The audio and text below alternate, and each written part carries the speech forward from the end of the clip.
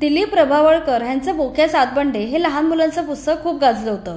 त्यानंतर त्यावर आधारित मालिका आलेली, तीही खूप चालली। नंतर त्याच पुस्तकावर आधारित 2009 साली बोक्या सातबंडे हा सिनेमा आला होता।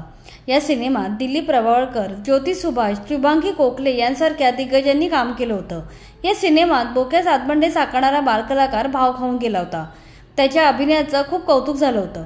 बोक्या साकारणाऱ्या त्या बालकलाकाराचे नाव आर्यन नार्वेकर आहे। हा आर्यन म्हणजे मराठीतील सुपरस्टार संजय नार्वेकर यांचा मुलगा आहे। हा सिनेमा आला तेव्हा आर्यन 4थीत होता। त्यानंतर आर्यन कुठल्याही चित्रपटात दिसला नाही। तो सध्या आपल्या शिक्षणात व्यस्त आहे। त्यांचे वडील संजय नार्वेकर यांच्याबद्दल बोलायचे तर त्यांचा जन्म मालवण येथे झाला। त्यांनी अनेक हिंदी आणि मराठी चित्रपटात महत्त्वाच्या भूमिका साकारल्यात। वास्तव सिनेमातील देडफुट्या हे त्यांनी साकारलेलं पात्र खूप फेमस आहे।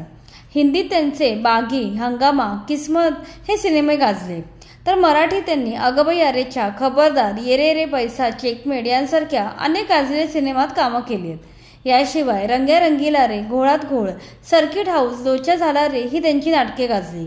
मराठी सिनेसृष्टीतील ताकदीचा अभिनेता म्हणून संजय नार्वेकर यांची ओळख आहे।